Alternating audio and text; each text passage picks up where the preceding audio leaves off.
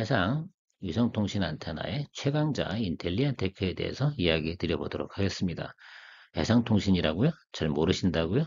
그냥 이렇게 생각하시면 돼요. 우리 핸드폰에는 5G, LTE 이런 것들이 존재하고 그런 거에는 통신 위성기지국 이렇게 설치하는 KMW 같은 안테나 기업이 있지 않습니까? 그러면 바다에는요, 바로 인텔리안테크가 있다라고 생각해 주시면 되지 않겠습니까?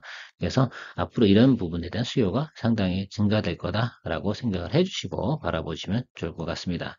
인텔리안 테크는요, 우리가 좀 생각을 할 때 이렇게 생각하시면 좋을 것 같아요. 과거에는 예를 들면 인공위성 통신이 그렇게 예를 들면 속도가 빠르지 않았습니다. 그런데 최근에 와서 적에도 인공위성을 많이 쏘아 올리고 있습니다. 여러분, 우크라이나 전쟁에서 많이 보셨을 거라고 생각을 해요. 스타링크라든지 마치 이런 것처럼 적에도 인공위성을 갖다 많이 쏘아 올리고 그 속도가 상당히 높아졌다라고 생각을 합니다. 또 이것에 걸맞은 뭐예요? 그럼 통신, 예를 들면 안테나가 존재해야지 통신을 해야 되고 또 설비도 간단해야 되지 않겠습니까? 이런 설비는 쉽고 가격도 적당하고 성능도 좋아야 되는 이런 장점도 가지고 있죠. 그래서 활용되는 게 상당히 상업용 선박, 요트, 에너지, 우리 석유 시추하는 곳이겠죠. 그 다음에 낚시 다 사용을 하고 있습니다. 더군다나 군단은 당연한 것일 거고요. 특히 우리나라가 조선 강국가 아닙니까? 그래서 앞으로도 예를 들어 수주가 3,000대 이렇게 배를 선박을 제조해야 된다라고 생각을 합니다. 거기에 다 기본적으로 설치가 들어가는 거죠. 그렇게 되면 뭐가 중요한 거냐면 바로 제품을 다량 생산하게 되면 생산성이 좋아지면서 어떻게 가격 결정력이 상당히 좋아지면서 경쟁력 이런 것들도 동시에 보유하게 되는 그런 장점을 좀 가지고 있는 것이 바로 우리가 서로 윈윈하는 구조를 가지고 있지 않나 이렇게 생각을 합니다. 또 이런 저궤도 위성 장치가 예를 들어서 우리가 설치되기 시작한 게 불과 얼마다 2년 전밖에 안 됐다. 꽤 오래된 것 같지 않습니까? 근데 실제로는 그렇지 않다. 그래서 저궤도 위성이 예를 들면 쌓아 올리는 비용이 어때요? 되게 저렴합니다. 그러다 보니까 앞으로는 저궤도 위성 통신을 이용한 예를 들어서 통신이 상당히 발달될 것이라는 점을 좀 우리가 착안해 보셔야 될 것 같습니다. 역시 일론 머스크 그 양반은 예를 들면 대단한 사람인 것 같습니다. 그런 부분까지 다 생각을 하고 진행을 하고 있죠. 물론 그 회사가 진행하는 것은 아닙니다. 좀 다른 분야이긴 하지만 그 저궤도 인공위성에 대한 활용은 우리가 앞으로도 더더욱 높아질 것이다 라는 말씀을 좀 드리고 싶네요. 자, 그래서 인텔리언 테크 같은 경우는요, 매출 성장이 예를 들면 상당히 늘었어요. 해상용 VSAT라고 하는데, 안테나 이름이. 자, 그런데 이런 거잖아요. 원앱에서 저게도 인공위성을 막 쏘아 올립니다. 그럼 또 그거가 또 어떻게 돼요? 활용하는 그런 것들이 진행이 돼야 되고요. 그게 불과 2년밖에 되지 않았다라는 말씀 드렸고요. 작년도에 조금 영업이익이 흑자 전환을 했다가 좀 예를 들면 적자로 조금 전환되는 구간이 있었습니다. 바로 그게 뭐냐면 공장 증설을 갖다가 2.5배 규모로 증축을 했어요. 그런 과정에서 조금 적자가 발생이 됐고 환율 이런 부분도 상당히 좀 영향을 미쳤다고 생각을 해주시면 좋겠는데 장부에 기재되는 과정은 좀 뒤로 미뤘다라고 생각을 하시면 좋을 것 같은데 그럼에도 불구하고 지난해 매출은 4분기는 825억 원을 갖다 진행하고 영업이익이 83억 원 이 정도 기록을 했습니다. 그런데 일회성 비용들이 지출이 발생이 돼서 주가가 좀 하락한 점이 좀 있을 거고요. 자, 원앱이 이제는 예를 들면 원래 목표가 648개 저궤도 인공위성을 쌓아 올리기로 했는데 이미 542개 위성 배치를 완료했고요. 앞으로 2번 정도만 더 쏘아 올리면 되니까 올해 4분기 이 정도 이전에 어때요? 대부분 648개 저궤도 인공위성이 다 쌓아 올려지게 된다. 그러면 예를 들면 통신 설비가 완성이 되는 것이겠죠. 자, 그러면서 예를 들면 많은 선박들이 이것을 이용할 겁니다. 왜? 기본적으로 통신 서비스 비용도 생각을 해야 되지 않습니까? 그래서 그런 비용까지 생각해 보면 앞으로도 성장성은 높아져 있다라고 생각을 하고요. 올해 고속 성장 예상을 하고 있는 이 리포트에 의하면 2023년 실적 매출액이 3,300억 원, 그러니까 작년보다 37.8% 정도 성장할 거다. 작년도에 2,200억, 2천억대 초반 이 정도 했던 걸로 알고 있습니다. 올해 예상이 또 321억 원의 영업이익, 즉 작년 대비 113.8%. 그러니까 좀 이렇게 생각해 보세요. 이게 기업이 예를 들면 전년 대비 예를 들면 100% 성장하는 영업이익이 이런 개념이 성장 나타난다는 거, 영업이익이 상당히 늘어난다는 게 상당히 중요하다.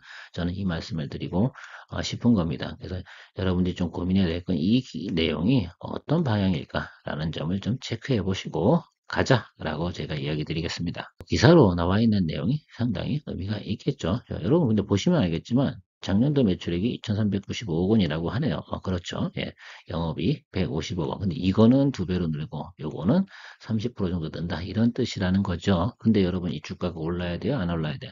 매출액 대비 모두 늘어요. 영업이익이 드니까 당연히 장부 가치가 더 높이 올라가는 건 당연히 중요한 것 같습니다.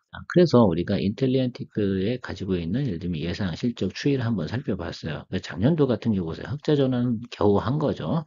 왜 이거 만든 지 얼마 안 돼가지고 이제 막 인기가 있는 겁니다. 그래서 주가는 초기에 성장성을 가지고 뭐 선반영하면서 쭉 많이 올랐습니다.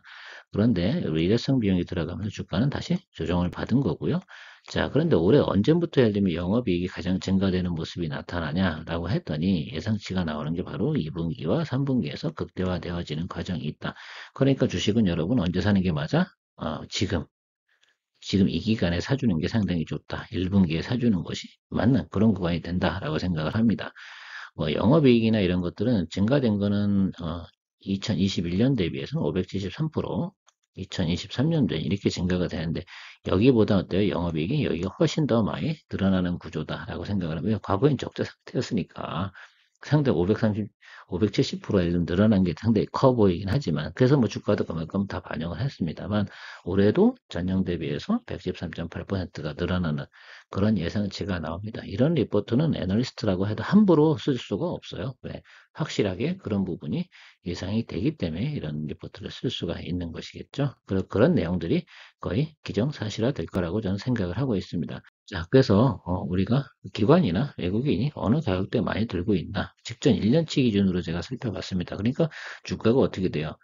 딱 이렇게 위아래로 수평을 그어서 그러니까 적당하게 반반 정도 들고 있는 것 같습니다. 그러니까 최근 작년 7월 이후부터 주식을 산 사람들 같은 경우는 지금 예를 들면 똔똔 정도 수준 조금 이익이 나 있는 수준이고 그 전에부터 매수한 사람들 같은 경우는 마이너스 상태다라고 좀 생각을 해주시면 좋을 것 같습니다. 그래서 기관 같은 경우가 한 7만 원 정도, 외국인이 7만 2,500원 정도. 야, 그런데 이 주식을 들고 있어. 1년 동안 들고 있는데 평균적으로 생각을 해보면 전체 평균으로 보게 되면 겨우 그까지 한 10%, 20% 정도 수익을 갖고 할 거야. 제가 볼 땐 그렇지 않은 것 같습니다. 영업이익이 두 배로 증가되는 이 회사의 가치는 우리가 좀 더 높이 평가해 줘야 되지 않나 생각을 합니다. 물론 PER이나 뭐 PBR 이런 것도 살펴봐야 하지만 지금은 성장하고 있는 종목이다라고 생각을 해주는 측면에서 이 주식을 즐겨봐야 되는 그런 것도 생각을 해보면 좋겠다라는 말씀을 드리도록 할게요. 마지막으로 차트로 정리를 해드리는 게 제가 가지고 있는 여러분들이 드릴 수 있는 가장 좋은 매너라고 생각을 합니다. 주봉상으로 한번 먼저 살펴보면 적당하게 매수 구간에 나타나고요. 제가 가장 선호하고 있는 이 지표 마지막 바닥에서 우리가 턴어라운드 하고 있는 모습 주가가 이 밑으로 내려갈 일정 리포트상 우리가 살펴보면 주가가 더 추가적으로 하락할 이유는 없다. 이미 충분히 조정은 받았다라는 가정을 갖다가 내릴 수가 있는 것이겠죠. 74,300원을 위아래로 하는 그런 매수 기법을 사용해 주시는 게 상당히 좋겠다라는 말씀을 드리도록 하겠습니다. 그래서 적극적으로 예를 들면 이 구간에서 방향성도 상당히 제가 좋지 않습니다. 벡터를 보라고 말씀드렸지 않습니까? 네, 벡터상도 우리가 달릴 때 올라탈 수 있는 가장 좋은 시츄에이션이 나타나지 않았나라고 생각을 하고 있습니다. 그래서 저는 개인적으로 이 종목의 투자 유효기간은 제가 앞에 설명드린 것처럼 실적과 전망 추이가 3분기에 다 몰려 있습니다. 그러니까 어때요? 앞으로 6개월 정도는 여러분들이 돈의 유효기간을 설정해 놓으시고 투자 기간을 설정하는 거죠. 그래서 그렇게 잡아두고 우리가 어, 재밌는 투자 생활을 할 수 있는 가정을 좀 만들어 놨으면 좋겠습니다. 버릴 수도 없는 당연히 잡아야겠죠. 그래서 여러분들이 매수하는 가격 그런데 매수하는 가격이 한 번에 예를 들면 지금 팍팍 올라가는 과정에서 매수만 한다고 하면 어떻습니까? 지금 급하게 살 이유는 별로 없어요. 왜? 우리가 2분기, 3분기 가면서 더 좋은 실적들이 나타날 것이니 적당하게 이 종목 같은 경우 변동폭이 어때요? 위아래로 10% 정도는 움직입니다. 그러니까 제가 말씀드린 대로 74,300원을 위아래로 매수를 하는데 74,300원보다 더 낮은 가격에 매수할 수 있다고 그러면 여러분들한테 좋은 결과와 재미난 투자 또 장기적으로 높은 수익 정도 생각해 주시면 좋지 않을까 생각을 하고요. 제가 생각하는 가격은요. 95,800원. 그러니까 전 고점, 최고점까지는 제가 넉넉히 바라보고 있다라고 말씀을 드립니다. 그럼 뭐 대충 수익률은 계산이 되시겠죠? 한 20% 정도 되는데 20%보다 좀 많지만 어쨌든 그때 또 상황이 가서 추세적으로 괜찮다라고 하면 그냥 그때 또 홀드하는 전략을 가든 그런 방법을 쓰면 되지 않을까 생각을 합니다. 다만 여러분들께서는 항상 그런 거죠. 왜 이번 달에 안 올라? 가장 어리석은 자들이 이런 것들입니다. 주식을 사고 나서 바로 오르길 바라는 그런 모습이라기보다는 내가 원하는 가격대에 매수가 계속 가능한지에 대한 부분 체크라고 생각을 합니다.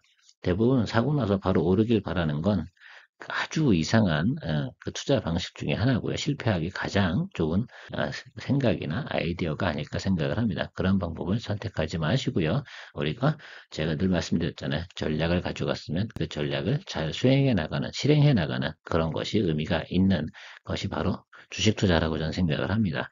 여러분들한테도 좋은 행운이 깃들길 빌도록 하겠습니다. 늘 여러분들의 재테크에 수익이 가득하도록 노력하는 머니케어 뉴스 케어맨이었습니다.